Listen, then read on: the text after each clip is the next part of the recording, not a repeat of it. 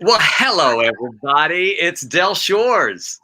And I'm Emerson Collins, and you're watching The Del and Emerson Show. Straight talk. Real gay. Oh, festive Halloween spooky Friday. I know, and you're dressed up, and I'm not dressed up. Maybe should I just put on a mask? Is that Yes. Oh, yes, that's festive. You can tell how committed I am to this holiday because I just feel like I look absolutely terrible in orange. But I wore it anyway because Scott Nevins had this shirt that didn't fit him. And so I'm in the mood. It fits, Emerson. It fits you very nicely. Yeah, the shoulders. I just don't like my coloring in orange. I've always avoided it. But I love nothing more than committing to a Halloween costume. So this is mine one for the show. All right. Well, I'm gonna pop a Red Bull and let's do the show. I'm excited about this show. How are you on this Friday? Y'all, wait, Fred, before you tell us, y'all, we're very excited. We have a very special guest joining us in the middle of the show. Jane George is running for the Tennessee State Senate, and she's going to come in and talk a little bit with us. I'm so excited because there's some history with me and Jane George. Talk about career path changes. Jane George was an actress. She was a mom at the school that my girls went to. I found out she was an actress. She stepped in and did many shows as Bitsy Mae Harling in the original production of Sordid Lives. She was that crazy woman with all the Band-Aids on her fingers playing the accordion in Sordid Lives, the movie. And then she kind of left and became a chiropractor, a doctor. And now she's running for Senate. And I adore her, and she speaks our language politically, and we are going to have a great chat with her. Yay. Well, how are you on this Friday? It's the last day of school in Louisiana. It's the last day of my school. The kids continue, but they're getting with me. They're getting shed. Did your family ever say they're getting shed of him? They got shed of him. Oh no, I'm not familiar with that one. Yeah, they're getting shed of me tonight. I literally have to get up at 5 tomorrow morning. Be on the road at 5:30 to make a flight out of Alexandria. I will be back in LA at 1:30 tomorrow. I have had a time here. I love this school, these kids. It's been so hard, to watch them struggle with not being able to perform. And today, my 9 playwrights are literally presenting their 10-minute plays or a piece of a bigger play in the big theater, in the 22-seater. So all the actors are going to be 6 feet apart, but they get to take their mask off and perform a little bit. So that makes me happy. And then we shot all of our finals last night, and they get to watch them tonight in my acting class. It was a perfect group of kids. And they're not kids. They're really adults. I say kids. They feel like kids to me, but they're our future. And they all voted, Emerson. All of them. I asked them, and many of them went against their families and voted Democrat. There was not one Republican vote in the bunch. Yeah, and finally, just next door to me.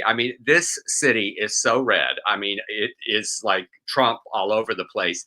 But next door to me is this house of students, and they have a Biden 2020 sign in their yard, and it made me so proud. Oh, I love that! Yay! Oh, that's wonderful. Yeah, so that's my and I don't know why I get so emotional talking about that. I just feel like that, so many are going through so much, and I didn't realize how difficult it was for students, especially when you're a senior. Yeah. Well, you think about the challenge of being a student. It's a full-time job, one of the craziest periods of your life. You add this election, what's happening in our culture, you add the lockdown and the pandemic, and the weight of what students are carrying right now is far more than many of us experienced at that age. So it's a lot, and it's amazing that they're thriving, and they were very lucky to have you. And of course you're emotional, you care. That's why you're teaching. That's why you're investing. You learned it from your mama. Yeah, we're talking about I'm talking to the administration. I may even write a play that premiere here for the students, and I'm going to come back and direct it. That's sort of in the beginning stages of talk. So that's amazing. Yay. Well, it's also as we head into the holiday weekend. Hello, everybody, whether you're watching us on Facebook, on YouTube, on Periscope, on Twitter, say hi, wave, share the broadcast with your friends. I thought we could do a little Halloween chat, keep a lighter, different mood for a moment, because you know I love a Halloween costume. Yes, you do. What's everybody doing for Halloween? Does anybody have kids? Are you doing trick or treat in the house? You know, it's a bit of a challenge this year. I did think for everyone's amusement, I have 2 Halloween costumes for this year. But here's a rundown of some of my history. Y'all know I love a wordplay pun. So we did Jesus Take the Wheel. Was the one that sort of launched my wordplay nonsense. We had Friends in Low Places, A Waste of Time, Once in a Blue Moon, A Waste of Space. And the year we were doing a very sort of wedding, I was real tired and I just ordered these and went as Ralph Waldo Emerson. I remember them all. That was my, we have things to do. I'm busy. I can't put together. Where's Kim one? Oh wait, I have her separate. I mean, that's my favorite. That is my favorite. the one that suits our show most specifically, that definitely what was the biggest response was the year that I did Lil Kim Davis. Oh, Kim Davis, that bigot clerk, and then Miss Lil Kim. The amount of time that I spent trying to figure out how to get a fake titty glued to my chest.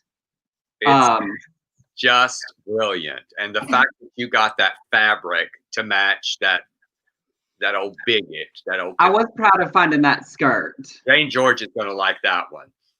Yes, because Lord, I'm sure over where she is, that was a lot of non-sensory, and then not going anywhere. I've got one for tomorrow. We'll see if all the pieces come together. It involves like cutting up some wig and some surgery has to happen.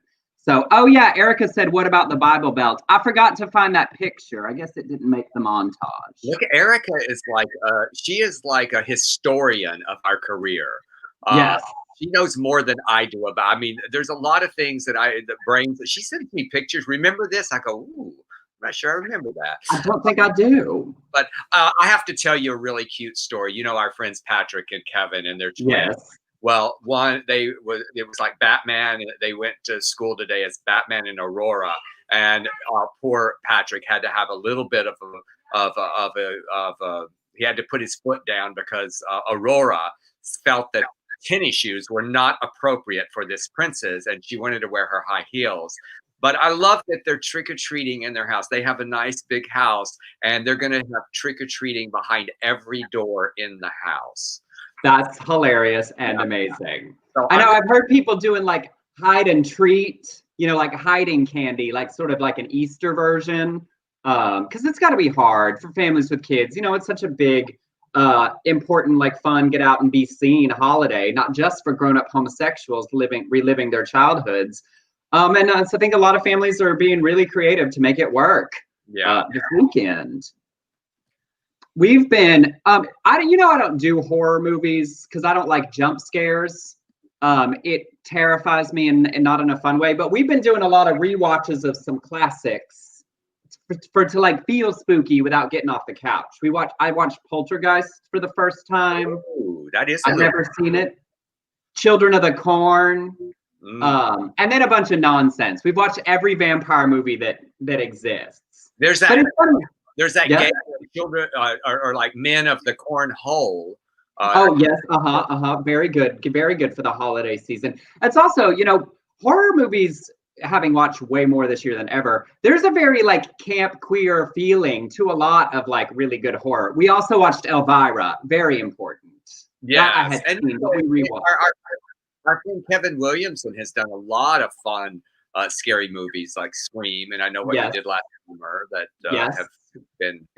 Blake had never seen I Know What You Did Last Summer. We watched it the other night. We watched Scream 4 this year. Last year we watched the first 3. So doing like festive holiday, but not leaving the house. Yeah, I'm doing nothing. Nothing.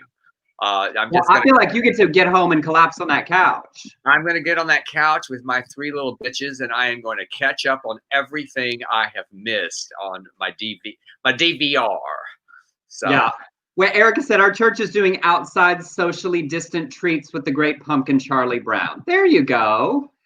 Did your church, growing up, my first church, we had fall festival, not Halloween, and you could get dressed up to go to the fall festival, but you couldn't dress up as a witch or a wizard because that was of the devil. Okay, here's a trivia question, and you can't answer it, Emerson. What movie or play have I written that mentions Halloween? Anybody? It takes a second because we're they're a little delayed. I'm not sure. I know off the top of my head. Oh my God, you're going to be so embarrassed. You're going to be so embarrassed. I probably won't, but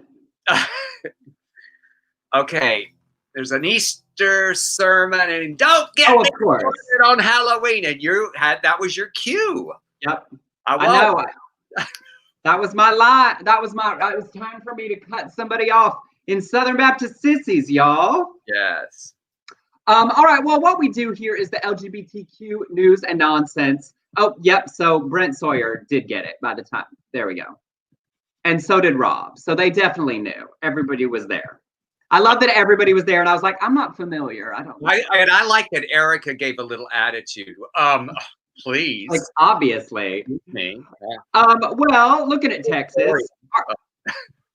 Our first story today, it's been a strange time for social workers in Texas. 2 weeks ago, the Texas State Board of Social Work Examiners voted unanimously to change its code of conduct to allow for discrimination based on gender identity, sexual orientation, and disability. Now, it happened because Governor Abbott's office recommended earlier this month that the board strip these categories from the code of conduct that establishes when a social worker may refuse to serve someone. The reason, his office said, was because this code's non-discrimination protections went beyond protections laid out in state law that governs how and when the state may discipline social workers. So basically, because the state doesn't protect those groups, the Texas State Board of Social Work Examiners shouldn't either.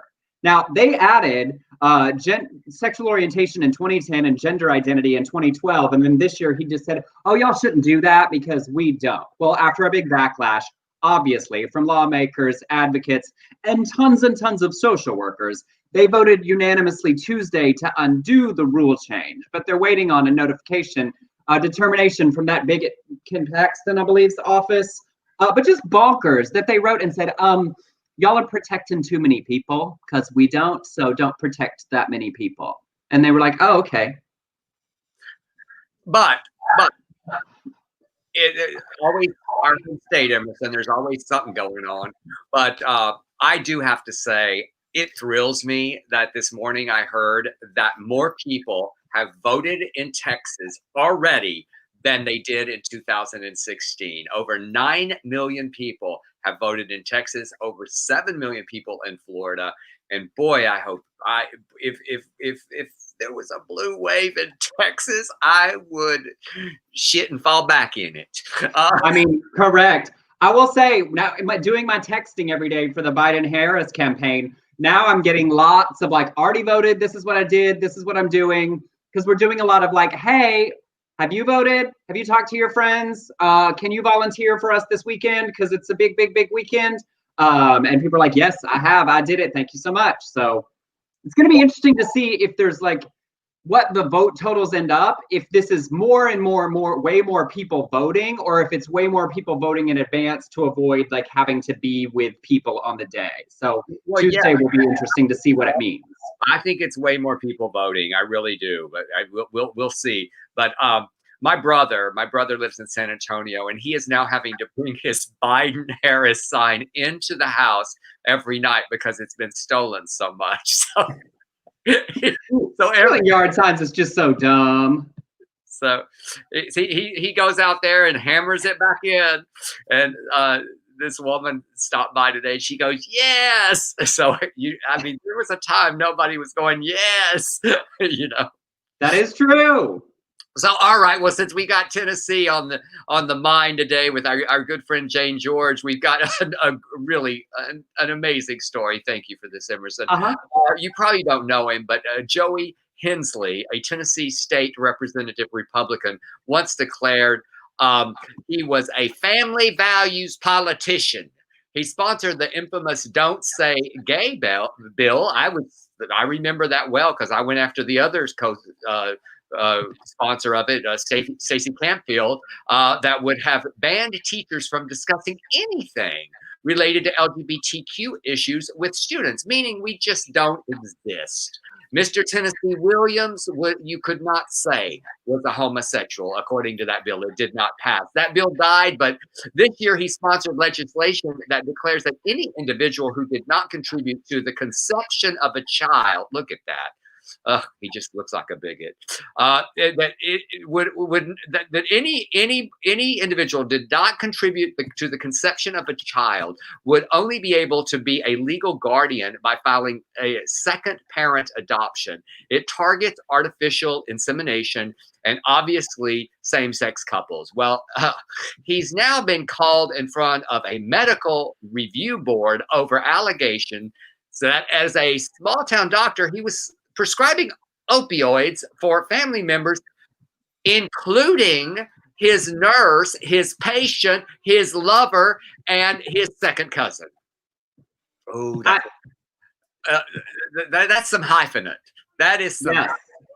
The painkiller prescriptions were revealed in the divorce proceedings when the cousin, nurse, patient left her husband for Hensley. Investigators say he wrote the woman at least 47 prescriptions. Only some of them were noted in her medical records.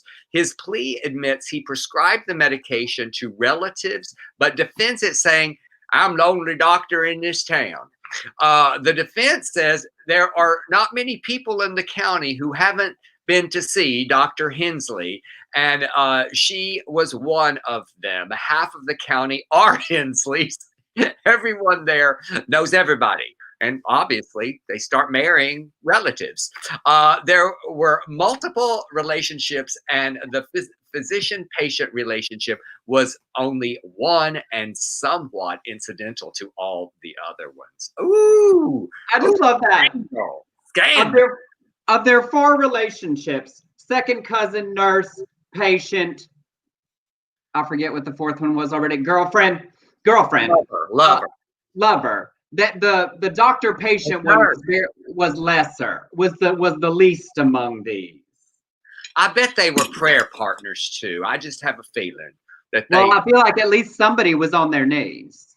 And someone else was saying, "Oh Jesus, oh Jesus, oh Jesus, oh God." Oh, Jesus. I mean, Todd said, "Baby pillin'." I just enjoyed that so much. You know, he's a family values candidate. What he means is he's fucking his family.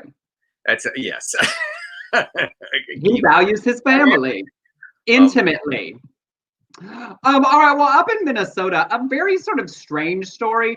Republicans in Minnesota allegedly paid an organic pot farmer $15,000 to run on a third-party ticket against U.S. Representative Angie Craig, one of 7 LGBTQ reps in the House, in order to take votes away from her so that her Republican opponent would have a better chance at winning.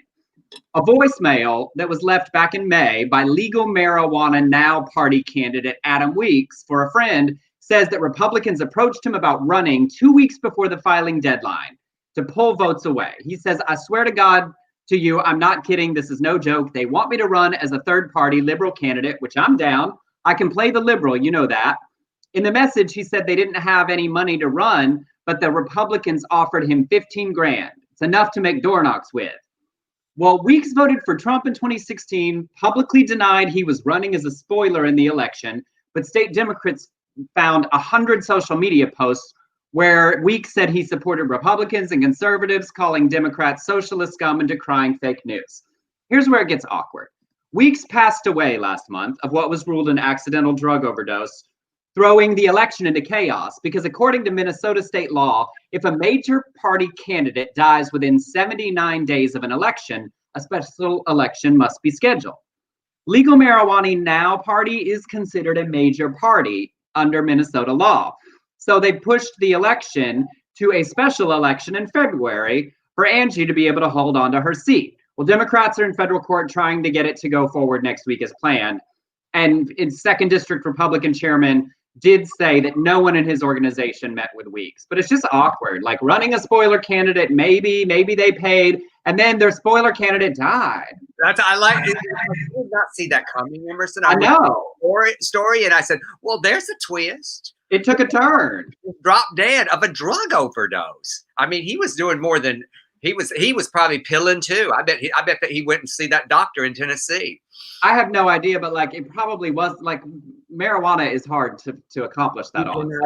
Doing more than the legal marijuana now party. No, you just go to sleep. You just go to sleep and no. So all right. Well, in more Bigot news, we got Jerry Falwell back. Oh, Jerry Falwell Jr. is back, and I'm so sorry I missed it because I'm blocked on Twitter, so I did not get to see him tweet about this. But disgraced, I love the way you wrote this. Disgraced bigot, pastor, and former head of Liberty University has launched a wrongful termination lawsuit in connection with his firing earlier this year. He received a $10 million severance package, but his complaint says Mr. Falwell has suffered damage to his reputation, damage to his profession, humiliation and anguish, lost business opportunities, and suffered other pecuniary damage. When Mr. Falwell and his family became the targets of a malicious smear campaign incited by anti-evangelical forces, Liberty University not only accepted the salacious and baseless accusations against the Falwells at face value, but directly participated in the defamation. Now, let's break this down just a little bit because he admitted this shit. His wife, Becky, admitted this shit. She was fucking the pool boy. He was watching her fuck the pool boy. And they did not, have anybody damage their reputation or their profession. They did it to themselves. It's just so crazy. I know, like that is so great. Like, oh, you believed all the true news that came out about me. Yeah. Oh, and this 10 million is not enough. I need greedy motherfucker. Okay, so speaking of, Franklin Graham is also in the news. He was ready to launch an 8-day evangelist tour of the UK, but every single I'm sorry, I just love this so much. Every single venue pulled out because of us, y'all, because of his anti-LGBTQ comments, claiming he was denied a platform because of my religious beliefs. The Billy Graham evangelistic, I can't say that, association, okay, it's just BGEA. The BGEA has launched 2 lawsuits in retaliation against 4 venues. Neil Data of the European Parliamentary Forum for Sexual and Reproductive Rights said to Open Democracy, BGEA is not just asserting its religious freedom, it is in fact demanding religious impunity for their hate-filled words. Thankfully, no such right to impunity exists, and they should be judged by the words of their leaders that they speak, while others may have the right to decide whether the BGEA is welcome in their community. And obviously in the UK, they are not welcome. Not welcome. Go. Get out of here. You gotta go on and get now. Go on. Jig said they pulled out like a pool boy on the rhythm method. I just enjoyed all our bigots are boo-hooing. They are just so sad that they can't just be bigots anywhere they want to all the time. You notice there are a lot of them. A lot of the bigots have just quietened down a little bit during this election. You don't hear them screaming as loudly as they did last time. I feel that a lot of politicians, I tweeted about it this morning. I said, don't worry about the polls. What's really indicative that Biden is going to win is how quickly people are jumping off of the Trump train. They're at least a toe is in the water now. They're about to jump. It definitely feels like also, particularly in the grifter crowd, that a lot of people are pulling back. Like scheming and planning of like what's their next phase going to be if they were on that Trump train and it goes really badly for him. What do they turn their like money making, hat selling, fear mongering agenda towards on November 4th? I heard that Lindsey Graham applied at Chick-fil-A for an assistant management job. Say, here's hoping. Buy a franchise. Michael said, what's the difference between evangelicals and porphindelictus? Well, I don't know, Michael. I don't even know what that second word is. You're going to have to spell that out for me. But speaking of, while he gets us the answer to that joke, speaking of open democracy, they're a media monitoring group, and they just released an incredibly in-depth analysis of 28 right-wing American groups that have spent hundreds of millions of dark money in projects across 5 continents, fighting the rights of LGBT plus people and women since 2008 by pouring money into court cases or fighting for religious beliefs that espouse bigotry. According to this data, they spent almost $90 million in Europe alone since 2007. The Billy Graham Evangelistic Association you just talked about spent $96 million from 2007 to 2014 before making its records private. Other heavy hitters, the Alliance Defending Freedom that we talk a lot about, they often represent the Bigot court cases, and the American Center for Law and Justice, which now employs our favorite gaslighter, Richard Grenell. The ACLJ have intervened in around 7 cases in Poland, including defense of that government's abortion ban, positions on divorce, and to attack same-sex adoption in Austria and defend Italy's ban on marriage equality. Christian group Family Watch International poured funds into training lawmakers and religious and civil society leaders to oppose LGBT plus rights, chiefly inclusive of sex and relationships education across Africa. Other groups work to keep the death penalty against queer people in the continent. Open Democracy stressed that the data is only threadbare because many U.S. Christian conservative organizations are registered as churches and as a result don't have to disclose funding. Christian-leaning organizations tend to be registered as tax-exempt nonprofits, so are barred from participating in partisan politics. It's not the case for when they put groups together. So it's just a reminder, we've seen this a lot in stories we've done, even since our original version of this show, where as ground is being lost here in the States, as we've made gains in LGBTQ rights and equality in various capacities, lots of bigoted organizations have turned their focus to Southeastern Europe, to Eastern Europe, to Africa, to places where their money can be influential in stopping or turning back the advancement of our rights in countries that are not as far along as we are. So it's just really important to think about, like $280 million. Like that is so much money. Wait, hold on, I have to say that. Rob said, can you two please read the stories a little slower? I know it is a problem. I have talked fast my whole life. I think I used to just be afraid that I wasn't going to get the whole sentence out before I got interrupted as an awkward adolescent, and I speak at a pace. I will try. No, I'm sorry. Rob, you got to listen faster. Listen a little faster. Yeah, they're like, turn your ears up. It's hard when I drink a Red Bull. It's hard for me to slow down. I got the pace. I will. How about this? I will try to enunciate a little better. Yes, I will work on articulation. But yes, I'm aware. It's kind of like fast walking, fast talking, iced coffee. Those homosexual traits that we were just always in a hurry. Well, also, you do have those time codes here that we're supposed to be at a certain time, and I'm always like, oh my God, I'm a little behind. I gotta pace this story a little faster. Clip it back up. We have reached the midpoint of our show, y'all, and we do try to bring you an entertaining and informative show. And if you enjoy it and have some money you want to toss our way to support the effort, you can send us a tip on Venmo to @Emerson Collins or on PayPal to Beard Collins Shores Productions @gmail.com. It's in the ticker below. We appreciate those of you that contribute. We do not resent those of you who don't or can't, because the whole reason I'm saying this is because, Lord, I need it. But we are just grateful you all show up and have a good time with us. So don't feel obligated or guilty. If you can't, to our wealthier fans, go ahead. Just go ahead. Give it. Bring it on.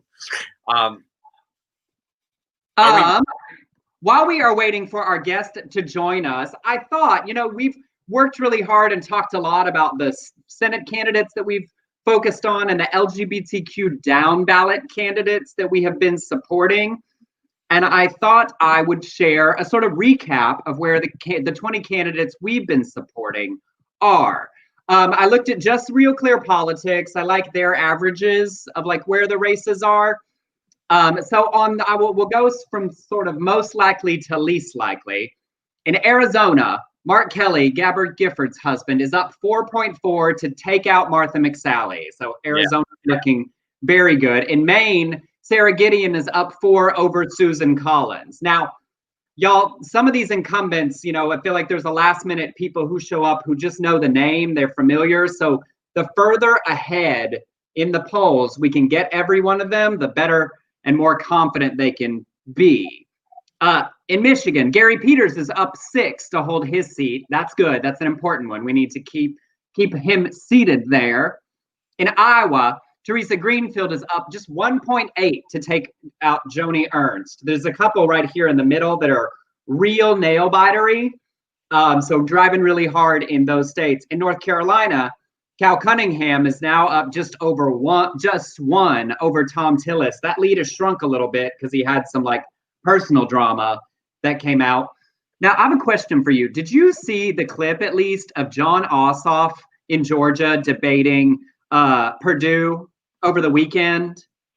No, I did not. I mean, you've had lots of things going on, or the other night. I mean, it was another one of those. It was like the Jamie Harrison, Lindsey Graham clip. It's like good challengers who just hold up a mirror to the incumbent on what they're doing. John Ossoff just said, you voted 4 times to remove protections.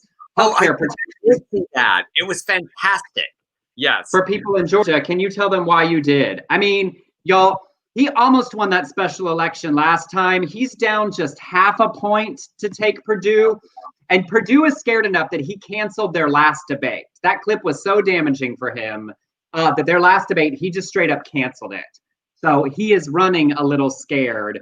And that is great and exciting. In Georgia. And the other one in Georgia, the pastor, Raphael Warnock, he wrote an incredible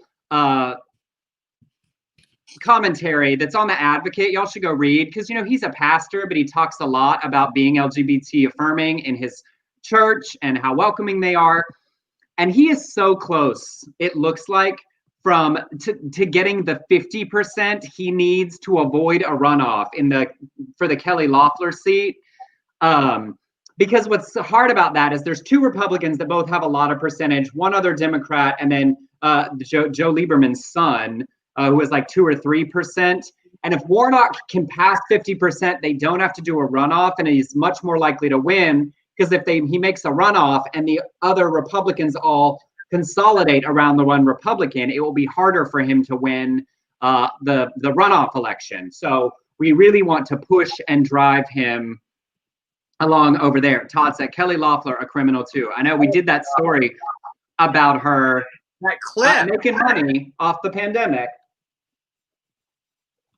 And then in Montana, Bullock's down 3 to take out Steve Daines. In the leaning right category, Barbara Bollier's down 4 in the open contest in Kansas, and MJ Hager is still down 7 or 8 to Cornyn in Texas. I honestly, as a Texan, feel like it might even be more likely that Biden wins Texas than MJ, but Lord, if we can drive her there, that really would be amazing. Biden winning Texas is certainly going to help her. So I love her, and just anybody that has some great tattoos and has a great mouth. I mean, she is just, I don't mean physically. I mean, she says some things that I just love. So Emerson, Jane is having technical problems. So I think we should just continue the show. She's here. Oh, yay. She told me she had technical problems. Can you not see her down there? Do you not see her? No, I don't have that ability. Well, she is happily waiting in the wings. We'll continue our spotlight because this candidate is busy, y'all. We told you a lot about her, but I will give the fun bio story as we bring her in. Knoxville native Jane George. She's running to represent District 6 In the Tennessee Senate, she wants to expand Medicaid, fully fund public schools, create a sustainable living wage, and believes that social justice reform occurs through policing policy reform, yes, but also through addressing issues of food deserts, education funding, access to healthcare, and business building. And she is a strong advocate for women's reproductive rights and LGBTQ plus rights. So without further ado, let's bring our very special guest to the show. Please welcome with us, Jane George. Hello, Jane George. Hello, hello. Oh, that's my dogs. They're joining us as well. I really expected you to have the guitar and to lead us in "Ain't It a Bitch?" Sorting out our soul life. I know, and I'm gonna have to move somewhere. I have a house full of people.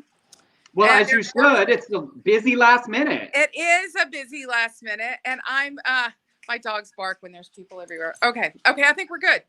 Stay with me, girls. Come on, girls.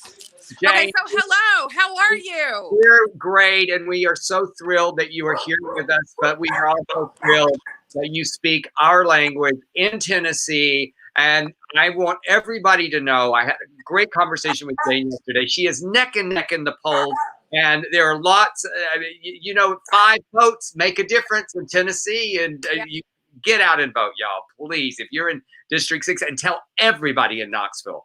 Everybody. Thank you.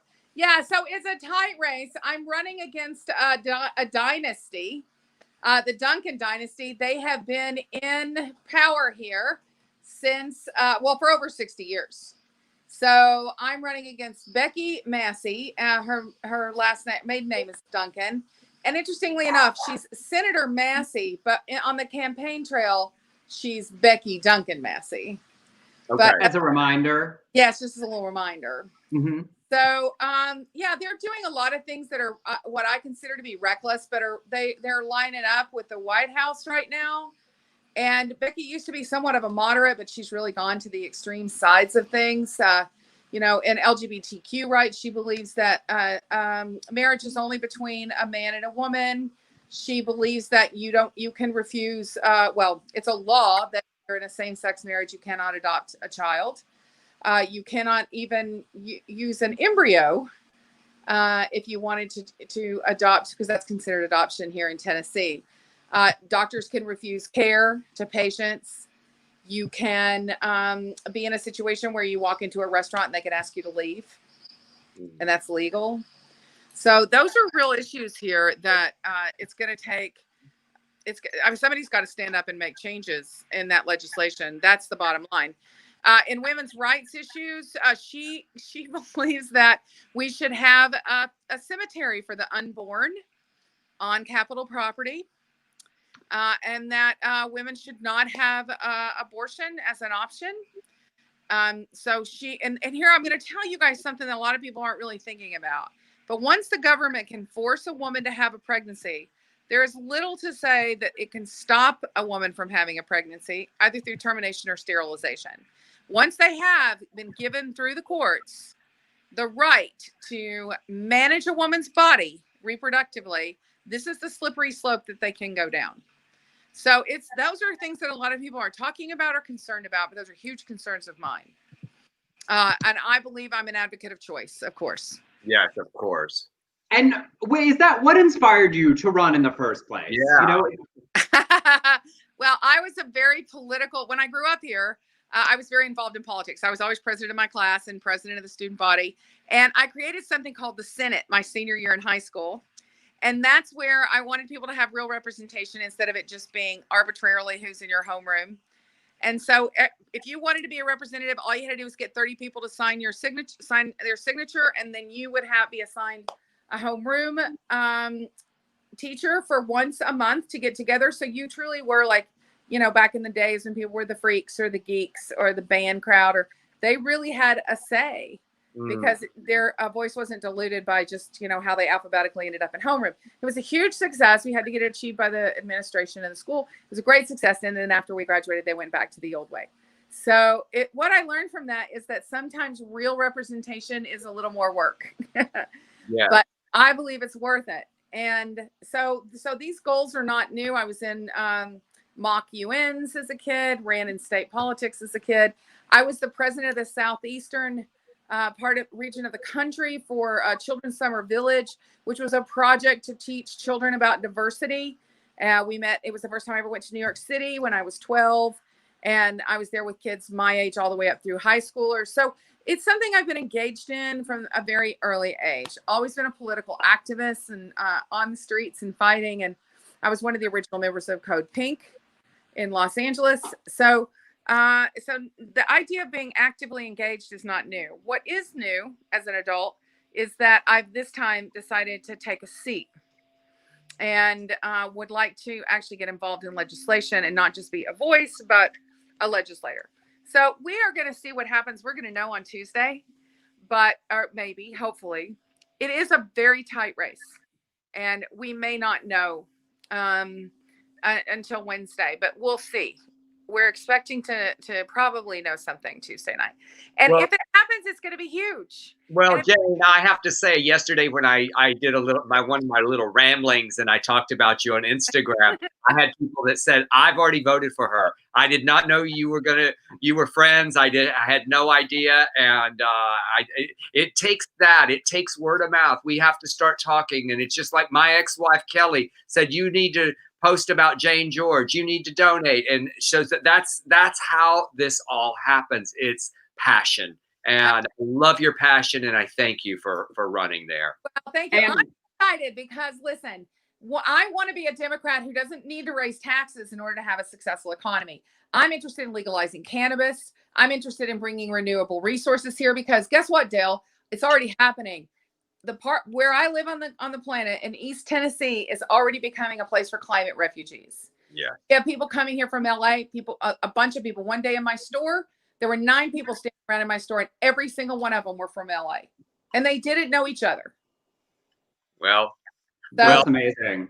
It's So there's like 100 hours left of this campaign. Like that's it.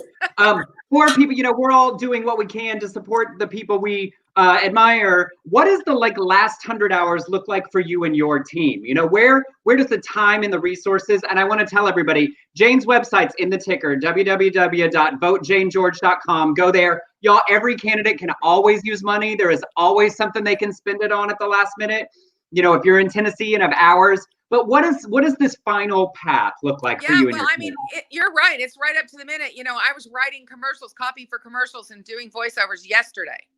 Yeah. So as money comes in, it's like, oh, we can afford to do another spot. Mm-hmm. Let's do it. Let's get it written. Let's get it approved. Let's get it out. Right.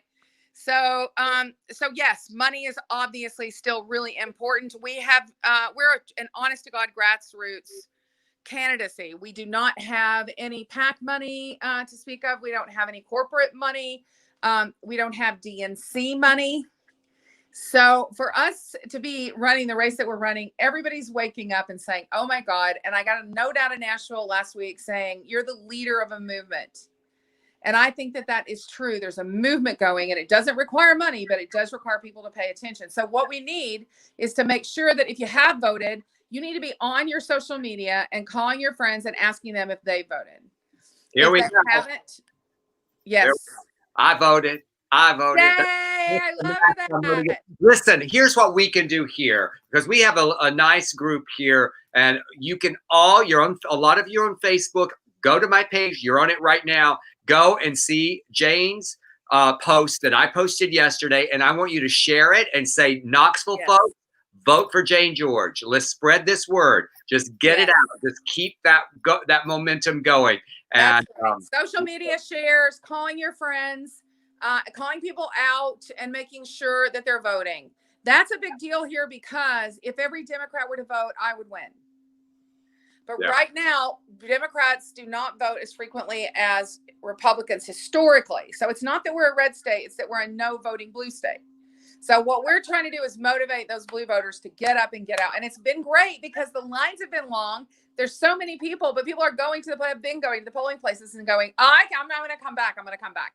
And now people have put it off, and they have one more day, and that's Tuesday. So we got to get people. And the nice thing is, a lot of places here, employers are paying their employees when they go out to vote. They still get paid. They don't have to take time off. That's amazing. So then get paid to stand in line. But go Yes. ahead. You know what I mean?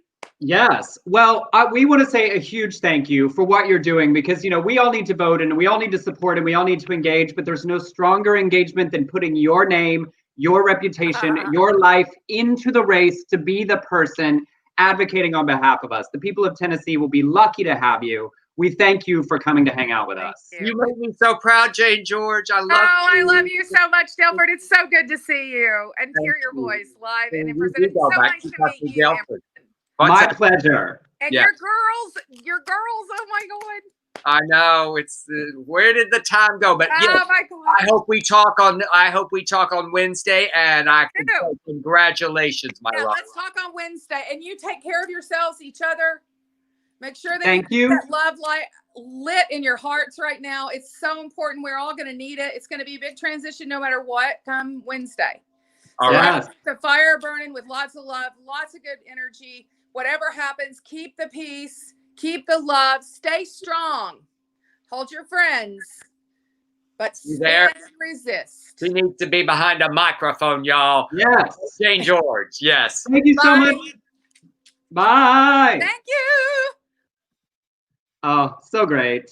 I know. I go so far back. She was always such a delight and always passionate and smart and, you know, a little quirk, which I love. I just adore her. And, you know, something I didn't, you know, and being an out candidate and thinking about running against someone who literally holds beliefs that deny your equality and having to be mature and responsible and debate intellectually. It is so impressive being willing to step up and say, not only will I'm going to be the person that makes the change for everyone else. I love that. And then just wrapping up quickly on our candidate spotlight, our LGBTQ candidates, Pat Hackett for U.S. House from Indiana, taking on an incumbent with 3 times the funds. Gina Ortiz-Jones in Texas, just 1 point ahead of her opponent. John Hoadley in Michigan, also for the U.S. House, down 4. Ann Johnson down in Houston has about the same funds as her opponent. Ricky Junquera in Florida with a razor-thin margin trails his opponent in funding. Stephanie Byers still in the running to be the first trans rep in the Kansas House. Both Brandon Thomas and Tori Harris, and also in Tennessee, working to be on the House side near Jane. And in Nebraska, Mark Snow is up against a Dem who has lots of family in politics. And Mark would be the first LGBT person of color in the Nebraska House. Y'all, we can't reiterate enough how much for these small campaigns, every contribution matters. You know, they don't get money the way the big ones do. If you want to contribute to that campaign I made for everybody, all of the candidates, one last time, I just put it in the chat room because, man, that 100 hours, in 100 hours, all these people's work is basically done. That's exciting and also crazy. And nerve-wracking, I'm sure. Yes.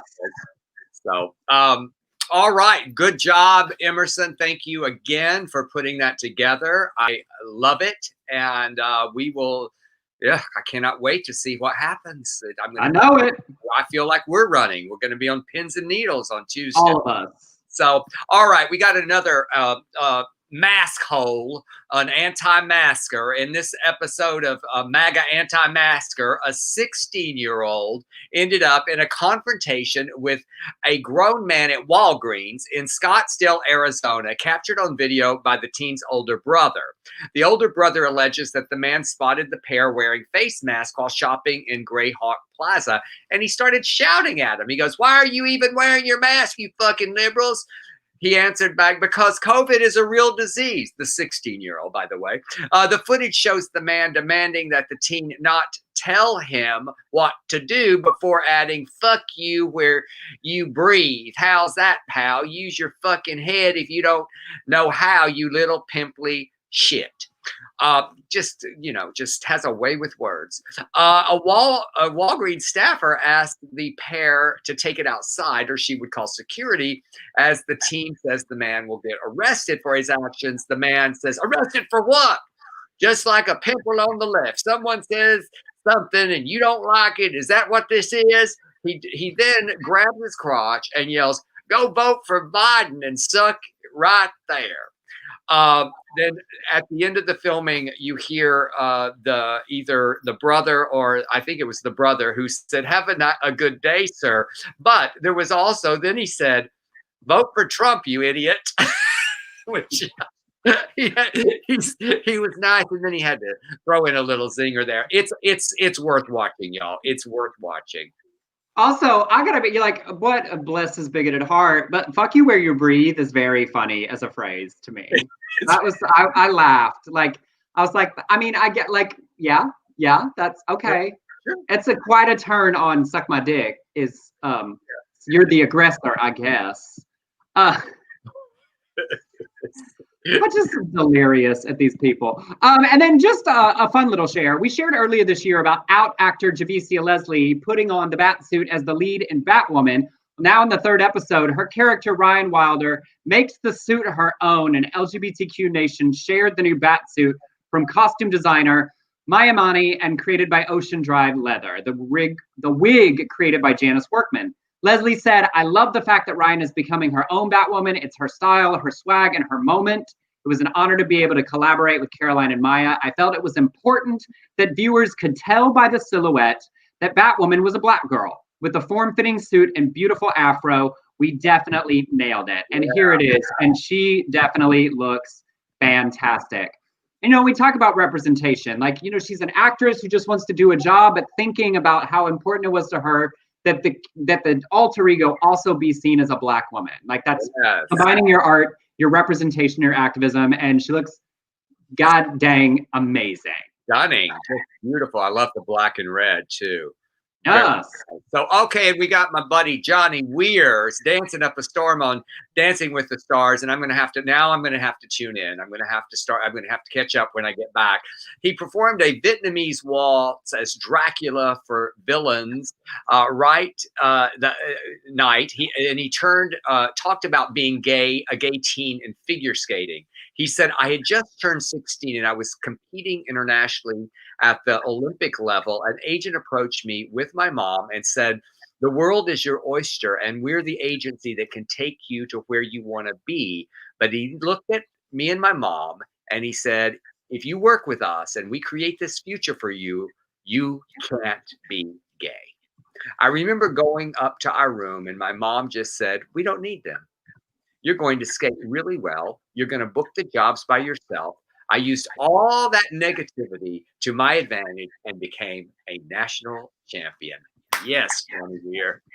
Love it. It's like you think about like, because watching those early years and how impressive and iconic his choreography, his costumes, how unabashedly flamboyant he was willing to be, and think about the, you know, hearing those stories and people saying those things, and like what an iconic figure, indelible mark he left on figure skating with some of those outfits and routines through the years. But being the like young 16-year-old on his way to that and choosing with his mother's support to just be like, "No, I'm going to be myself and see where it gets me."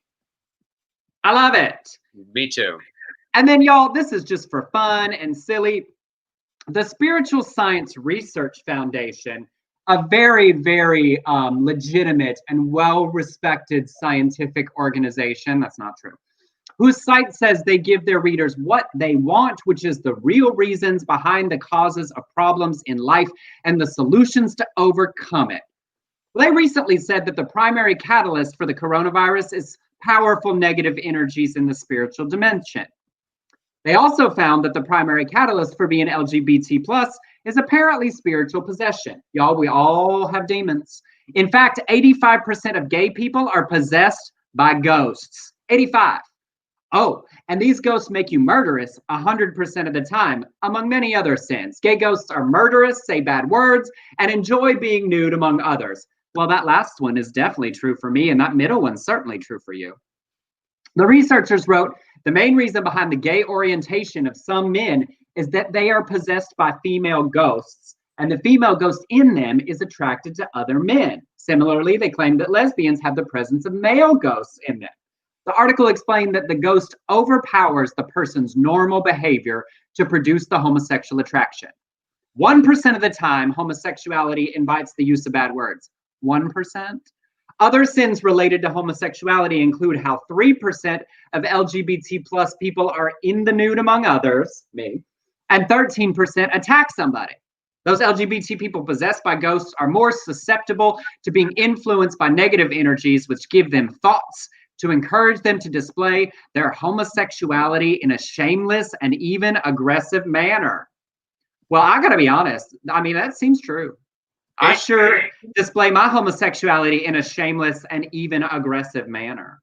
Emerson, I feel enlightened. I mean, all these years, I thought it was all something else, or I didn't know. It explains so much. It seems right for Halloween that we learned that it's the female ghost in me that's attracted to men and makes me an aggressive homosexual.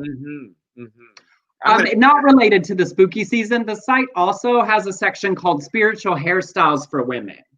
Bun hairstyles are obviously the most spiritually beneficial, and you shouldn't get dreadlocks because there is a 5% more chance of being attacked by negative energies, and also because racist.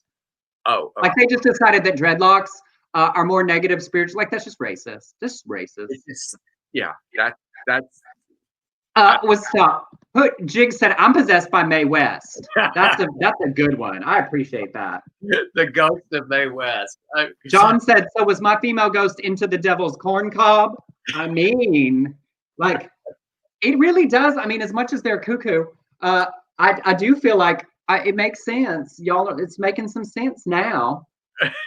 It's all coming together. I feel like I need a good old Southern woman ghost. You do. I mean, you definitely need some Tennessee Williams character that's likely to fall faint on the fainting sofa, and she lingers on the porch. Maybe whoever inspired Blanche in Street. Yes. That's my ghost. Yes. Or Maggie. Absolutely. Finds Maggie the cat. Yes. Oh, yes. Very much. Yeah, because she just wants to have a lot of sex. No, come on, Brig. Come on, fuck me. I mean, I get it. Yeah, very much. Yours is just Maggie. It's just Maggie. Come on, Brig. Please fuck me. Oh, please make me feel good. Y'all. We have a couple minutes. I finished a little early so we could discuss. We were talking too fast. I know. Sorry, Rob. We just, we get in it. Rob said, I need an old trail trash lady ghost. My boss called me Blanche. Several people asked, yes, we can go back to our regular showtime once Dell gets home. And I feel like next Tuesday we should do our regular 4 p.m. Pacific because it will be the last hour before results start coming in, and we can all just hang out together and panic. Okay. Before don't you? Well, somebody said let's do later in the night, but once the results start coming in, y'all, we're all going to be I can't stressed and watching. But I think it'll be fun to spend the last hour when there's nothing left we can do about it. Let's just commiserate together. Maybe we'll see if any of our favorites want to come, commiserate. Yeah, I feel like that no matter what, I will either be drinking to celebrate or drinking to numb the pain. So I don't think I could make sense during as the results come in. But I will be tweeting. I do like to tweet during all of these things. So we will. And somebody said, no, we'll recap all of the actual results on the regular Friday show. But I feel like spending that last hour, the last for good, for bad, wherever it's going, we'll just all come hang out at 4 Pacific, 7 Eastern, our normal time, because the first results will come in starting at 8 o'clock Eastern, when the East Coast polls start closing places. So we'll commiserate, we'll hang out, and it's so soon. Yeah, Danielle said she picked up some weed for election night. I get it, Danielle. Share. Y'all, whatever it takes to cope. Share. And y'all, and it is the last 100 hours. If you've got free time this weekend, every campaign you can think of is begging for anyone and everyone to help phone bank. I know we've all been working for months, but particularly people that are busy, that have busy lives, busy jobs, lower income people that work minimum wage jobs, people that have been out, essential workers in the pandemic. This last weekend is the reminders, calls to everyone to say, we know life is busy and life is hard, but your voice matters. It's important. Make sure that you make time to come out and support your candidate. So if you've got any free time, any last free dollars, find the campaign that you love and sign up 2 hours somewhere to do something is meaningful. These last days matter more than everything coming up to it, because anybody we can get out that hasn't been thinking about it is huge. Absolutely. Thank you, Emerson, for all of that. Thank you, Jane George, today for being our very special guest. And we will see you on Election Day. Yes, everyone have a happy Halloween. However you stay inside, dress up, put on a wig, celebrate for a minute, give yourself a break and take care of yourself. Travel to California. That's right. Get home safely.